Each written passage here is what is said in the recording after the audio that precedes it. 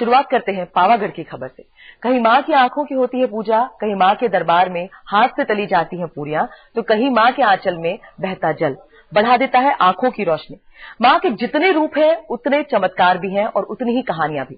आज धर्म में हम आपको माँ के कुछ ऐसे ही चमत्कारी रूपों के दर्शन कराएंगे। जहां गिरी सती की उंगलियां, जहां काली ने किया महिषासुर का वध,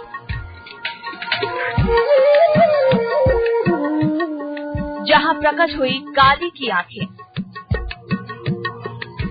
और जहां दीक्षा ली लव कुश ने, वो है पावागढ़ शक्तिपीठ। पावागढ़ शक्तिपीठ देश की 52 शक्तिपीठों में एक है। यहीं गिरी थी सती के दाएं पैर की उंगलियां। यहाँ भक्त आते हैं देवी के उस रूप की पूजा करने जहाँ उन्हें दिखती हैं उनकी आंखें, वो आंखें जिनसे कुछ भी छिपा नहीं रहता। भक्त के हर सुख हर तकलीफ को पढ़ लेती है ये आंखें।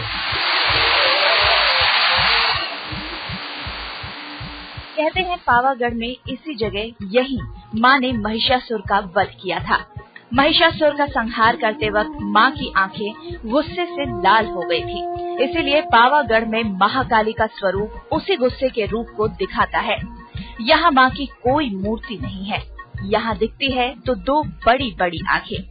कहते हैं कि पावागढ़ में ये आंखें खुद प्रकट हुई।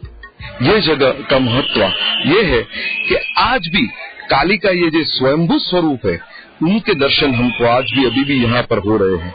और उनके सिर्फ 2 नेत्रों के दर्शन है, बाकी के जो स्वरूप है वो प्रतिष्ठित मूर्तियों के स्वरूप है। इस मंदिर में माँ की आंखों के अलावा काली यंत्र की भी पूजा की जाती है।